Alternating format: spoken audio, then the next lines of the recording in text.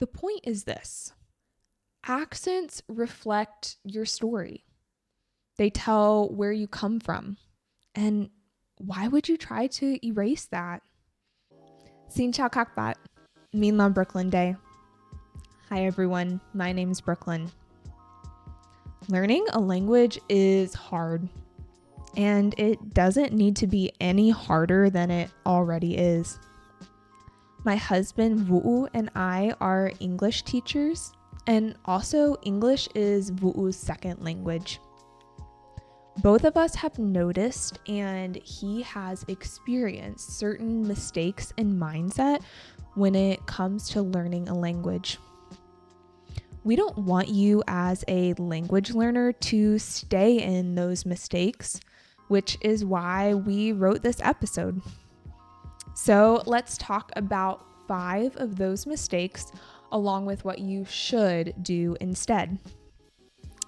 Even though I will talk about mistakes, however, my goal is to encourage you in your language learning journey. And as a side note, I will be talking about learning English as a second language, but really, these things apply to anyone learning any second language. I've been trying to remind myself of these things as I start my journey of being a Vietnamese speaker. Before we get into it, remember to like this video and subscribe to my channel if these are interesting to you.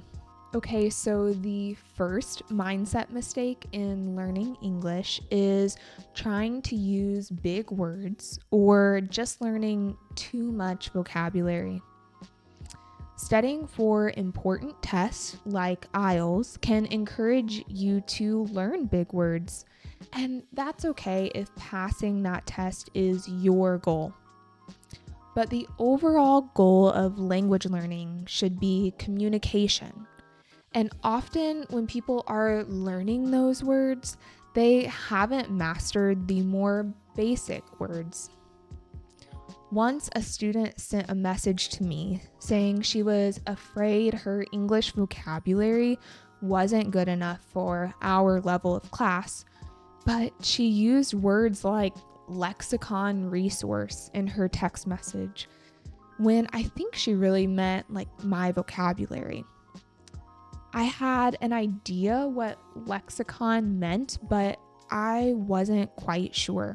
So I actually had to look it up. I've encountered other similar experiences like this where vocabulary is used that I've never heard used in daily life. My suggestion is to truly master the common words that are used daily before broadening your vocabulary to higher, more academic words. Secondly, let's talk about grammar. Learners often put too much of an emphasis on it. Don't get me wrong, grammar is important. In America, we have this phrase, grammar Nazi, which means that you often call people out on their misuse of grammar. And I often have to hold myself back from being a grammar Nazi, even to other Americans.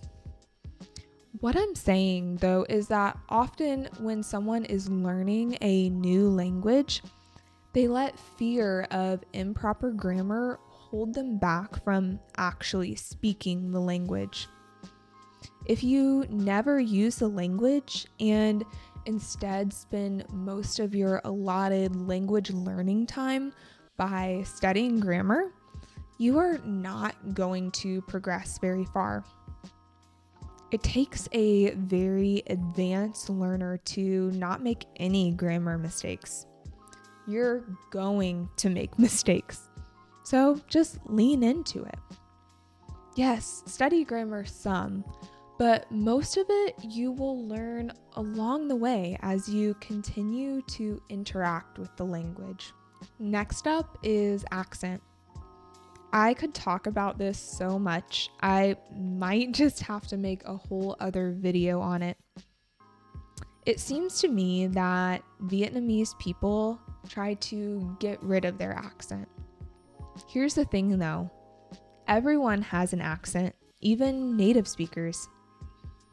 I have what's called a Midwest accent, but there's other accents within my country, like a Southern accent, a New England accent, or a Montana accent. The British have a lot of different accents, even within their country. Same for Australia or Canada. The point is this: accents reflect your story. They tell where you come from. And why would you try to erase that? Let's note that there is a difference between accent and correct pronunciation. As you continue in your language learning journey, you can improve your pronunciation and your speaking. The classes that I teach focus on that. I help students with intonation, cadence, and pronunciation, and it's been a pleasure to be a part of their journey in communication and for me to get to see their progress. The fourth mistake is relying on translation too much. When learning another language, learners will hear English and then translate it back in their head to their native language. Obviously, this is a normal, if not necessary, thing in beginning stages of learning a language. But if you want to be fluent, you have to move on from this.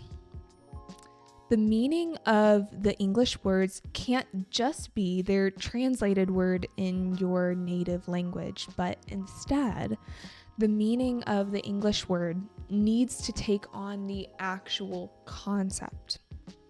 And if you're always translating in your head, that's exhausting, and it slows down your thinking. This also applies to listening to or watching videos like this one. We place subtitles in Vietnamese right here on the screen so it can help listeners with various skills. But I encourage you to not rely on the translation. Try to just listen to the English and use the English subtitles if you need. Pause the video after each sentence so your brain can catch up to the meaning if you have to. Only use the Vietnamese subtitles for vocabulary you don't know. I know these things are hard, but they're so worth it. It'll take more work at first, then I think you'll see a lot of progress and be really thankful you put in the effort. The fifth and final mistake is worrying what others will think of your ability. First of all, worrying about anything is never helpful. Second, you're already ahead of most native English speakers. I couldn't find reliable statistics about what percentage of native English speakers are fluent in a second language, but in my personal experience, there aren't many. So if anyone tries to put you down about your ability, then shame on them. You're doing a very brave thing by putting yourself out there using another language. Anytime someone here speaks English with me, no matter their skill, I'm nothing but thankful for them. And anytime an ESL speaker in the States uses English with me, I'm so proud of them. And if you are comparing your skill to other ESL speakers, don't. It's just not helpful. We all are on different journeys. We all have different starting points, and we all have different opportunities when it comes to learning. Don't let anybody put you down, and don't do that to other people. Wu and I did a short on this not too long ago. The general population of the internet was comparing the accents of two well-known influencers. I'm not going to mention their names, but you probably know who they are. I was expecting a huge difference between them, but both sounded amazing on their own, in their own way, and communicated very clearly. This is all that really matters. I want you to think about learning a language like how you would think of working out. In physical fitness, we make a plan of how often and how long we will work out. We have goals to lift a certain amount of weight or to beat a certain amount of time, but we know it's not very helpful to compare ourselves to that goal every single day. Instead, we evaluate our ability and our goals every few months. Learning language is the same way, except we are working out our brain and muscle memory. Don't let your current progress dictate your dedication. Just stay consistent. And the fact that you're here today watching this video means that you're on the right track. Keep exposing yourself to English, listening to podcasts like this, or finding a TV show or audiobook in English that you like. As long as you put in the work and the time, I believe one day you will become fluent in English or any other skill you want to learn. Have you ever experienced these mindset mistakes? Or do you have any other tips when it comes to learning a new language? Let us know in the comments down below. Okay, thank you guys for watching this video. That's all for today. Goodbye for now, and I'll see you in the next video.